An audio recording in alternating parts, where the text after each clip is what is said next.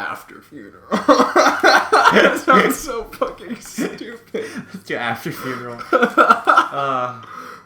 Well, then we're back with interactive horror stories. Today we're playing After Funeral. We had a good time with the doll, and we just finished the funeral, and this is what's next. After funeral. You used to be a father. Yeah. It has been 3 days since your son, Jonathan White, was buried in the graveyard of the local church. He was 8 years old. He had golden hair and blue eyes, just like the beloved man in the Carpenter song, Close to You.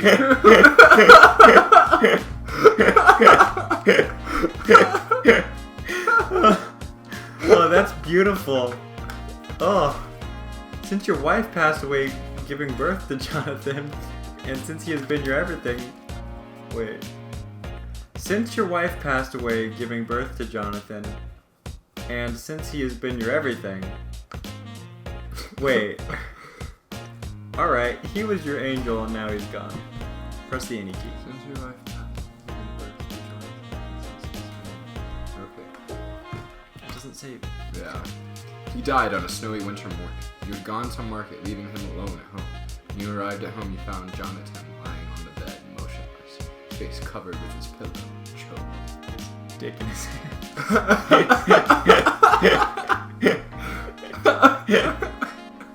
Was that too much? No, Okay. that's great. That's terrible. How old is he? 8. Oh, that is too much shit. I didn't hear that. Alright. Police couldn't find any trace of trespass. You clearly remember the solemn moments of Jonathan's funeral. His hand's just still there. In fact, you try to forget, but the details are in front of your eyes and they won't go away. The priest said, Intoned songs and prayers. Those you are not so familiar with. You are not so religious. While the lifeless body of your son laid in the church, his feet were turned to the east. He was wearing black suits and shiny shoes. His skin was pale. his dick was hard. He was way too young for all this. Oh. You wished it was you lying there instead. Oh, this is horrible. Oh. Like the day Johanna died, it was a snowy day in all of Ohio. I didn't know we went. Of course it's Ohio. There are 3 inches of snow outside. It's 14 now. You are a writer who has been on writer's block since that day. Your favorite word, processor, is open in the computer. The screen is blank. You haven't written anything for a long time. There are cigarette butts in your ashtray and your black hot coffee in a blue And cup. you're black. Hot coffee in a blue cup on your You chain smoke and consume a lot of coffee nowadays. Sounds like my kind of guy. As you are sipping your coffee, doorbell rings. We need Open company, the door. right? Don't open the door. We need company. You open the door. It's Bob, your neighbor and friend. You had drunk beers and had barbecue with him for several times. Bob is nice guy. He is overweight, has short black hair, and has no facial hair. He wears a dark blue jacket and a black beanie. Hey, how are you? I wanted to ask how you've been. I am still depressed. I am fine. Lie! What do you think? I think you'd be depressed. It's like 8 days after your son died. I can imagine how hard it is. I never had kids, but I had a cat when I was younger. I loved her as my daughter. Then I had to bury her in the garden myself. It was tough.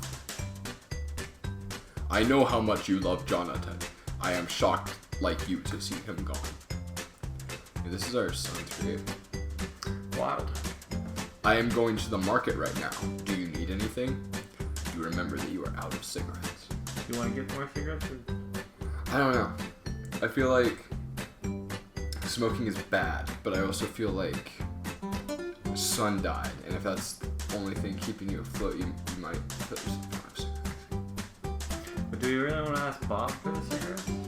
Cigarettes are expensive. Well, he's offering. Yeah. Yes, I need Good choice. cigarettes. Ah, you need cigarettes? Puts his hand in his pocket and he pulls out a pack of cigarettes. Maybe I am a bad friend for doing this, but anyway, take this. I will buy myself another pack in the market. You take the pack that has 10 cigarettes inside. Thank you. Okay, man. See you later.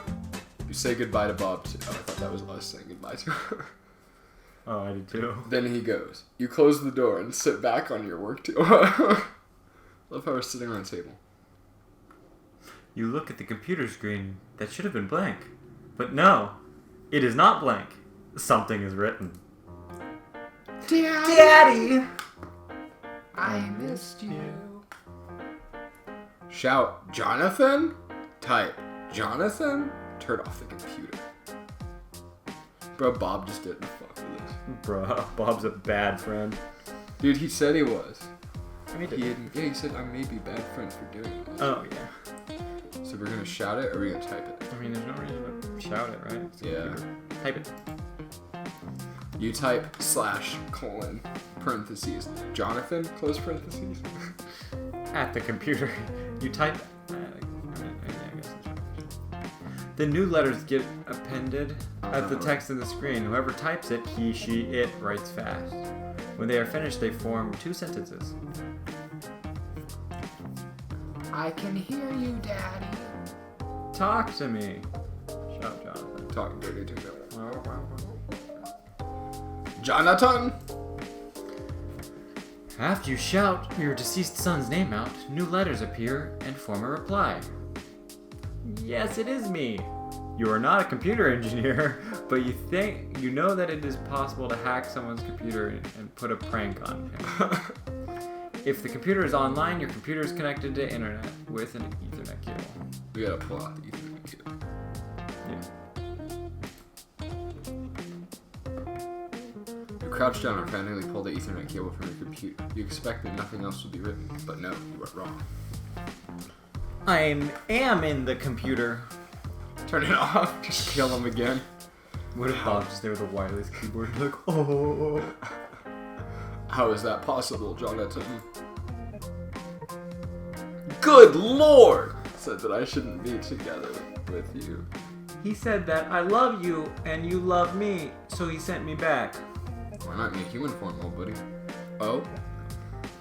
I am so afraid, Daddy. It is cold and dark. I am so cold here. Please bring me back. Do you want to see me again? Yes! No, I don't think it's right. Beep. Just power button your Just kid. power That's on. so funny. Kind of considering that. I think we should try. We should do it and then come back and power button at the very beginning. Find 5 candles and wait for the for the midnight. Bye for now, Daddy.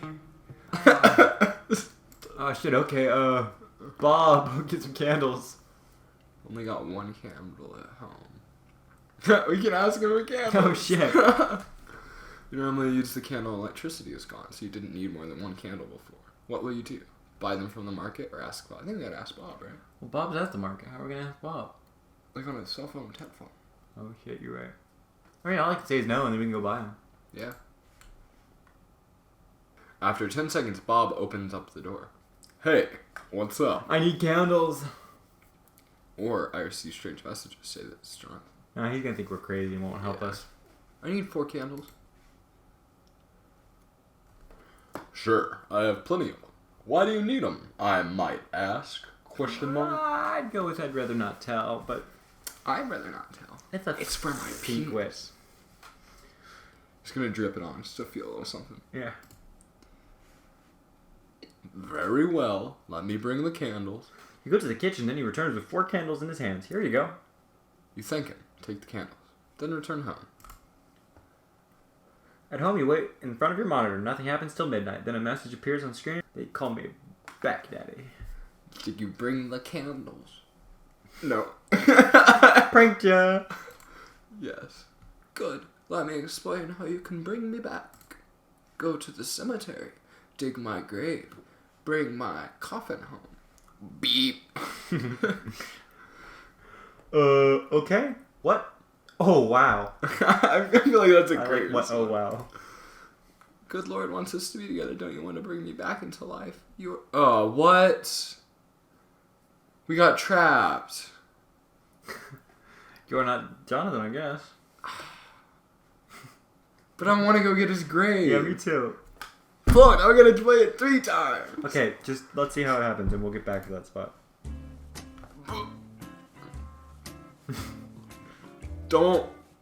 I don't want to read this because I think someone will cut it and use it against me.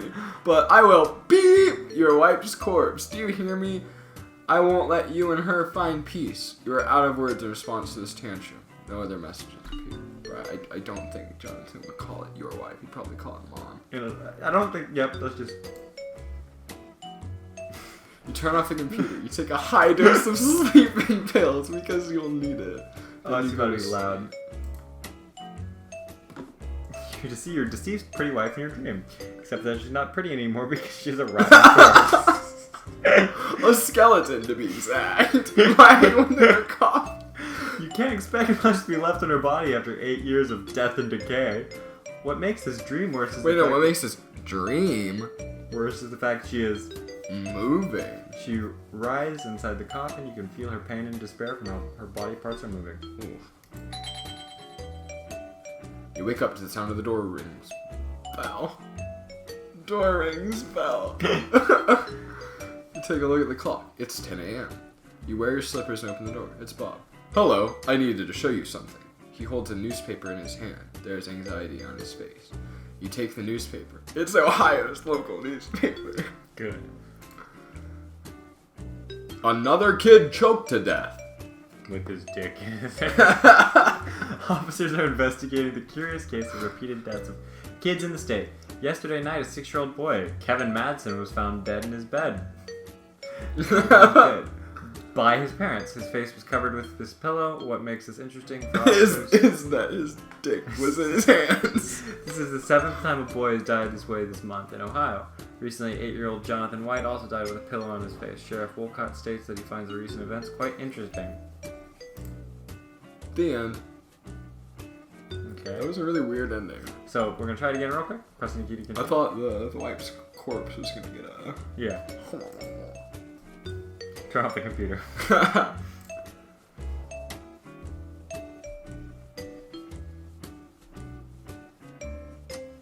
Okay. So basically nothing happened. Yeah. He's just like, I don't experience anything like this. At night you take your sleeping pills and fall asleep. Vivid dream. See him in a garden with green grass, colorful flowers. Runs around with happiness. And angels are there. White dressed angels around, everyone's smiling. And a part of this dream, Jonathan doesn't see you, but he's still content to see him happy in this evening. He'll always be a benevolent boy after all. He deserves to go to heaven. Wake up to the sound of the door. Okay, yeah. This is from here we know what's happening. Yeah. That's so weird. Okay, now let's dig up her son's corpse. Yeah. Real quick. Yeah, okay. Speedrun corpse digging time. So we just gotta choose all options Open and the choose door. the first time, right? I'm still depressed. Need cigarettes. Okay. Okay. Shall speak again once you bring my coffin. You know it is insane what you do, but you get prepared. You know it is insane what you do, but you get prepared to get outside. You wear your coat and get outside of your home. Oh, wow. To get outside your home. It's snowing like hell, a cold interpretation of hell. I love this guy. Outside. This writer is amazing. The sky has a bright purple color, illuminating the night with the help of a full moon behind the clouds. You get in your car and start it. The streets and roads are empty. There is only you outside in this hour of night. It doesn't take long to arrive the church. It doesn't take long to arrive at the church in its graveyard. Ooh. Graveyard is covered with snow and gray mist. No lights come from the church. Either there is nobody inside or the priest is sleeping. That's good. You can't be seen while digging your son's grave. You find the graves of your son and wife. Jonathan White was buried next to his mother. There is an unoccupied area next to them. You will be buried there when your time comes. You search for a shovel. You find it in about 10 minutes. You're ready to dig the grave. Dig the grave. You start digging Jonathan's grave. After 6 feet of digging, you reach the little wooden coffin. You climb down and carry the coffin out. After that, you climb up and carry the dirty coffin to your car's backseat. Never done something this bizarre before. After you reach home, you get off your car. You get off your car and carry the coffin home. Luckily, I like that sentence. Luckily, there's nobody around. You drag the coffin to your living room center. You don't care about the floor getting dirty with soil. Thank you, Daddy. Gets written on the screen. Now put the candles around my coffin like a star. Okay. You carefully place the candles around the coffin, making the center of the star. You light them with your lighter. Now read these out loud, Daddy. A lonely goat on a mountain. He is thirsty for humanly love and affection. I shall give him the water. Yep. Oh, you read it? The coffin starts to shake. Coffin's lid gets opened slowly. You see Jonathan opening the lid, raising up. His skin is pale, almost white. You can smell the rot of his undead corpse. He's wearing that black suit you couldn't forget. He stands on his feet and smiles at you. And he steps outside the coffin, away from you, without saying his word. And then he starts to dance. Dances with joy. Nice. After a minute, he stops laughing, starts dancing, stares at you, his eyes are still blue. Take me in your arms, Daddy. Take me to the bathroom. I want to show you something. Bro, this is messed up. It's impossible not to obey what he says. You feel his presence dominating the room, overwhelming, and it's impossible to say no. You crouch down, take him in your arms. You carry him to the bathroom. You bring him into the dark bathroom, you turn on the light and get horrified by what you see in the mirror.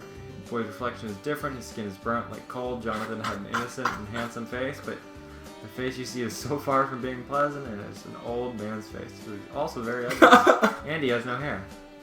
I always wanted a daddy like you, says the eldritch abomination you hold in your arms. Bum, bum. Ah! That was so scary, guys. Let us know if you really want more. You can play some of these others, like Crystal Skull, or Crystal Skull 2. Or Oihaya. Oh yeah. Or credits. Yeah. Credit sounds like a fun one. Alright. Bye-bye. Bye-bye.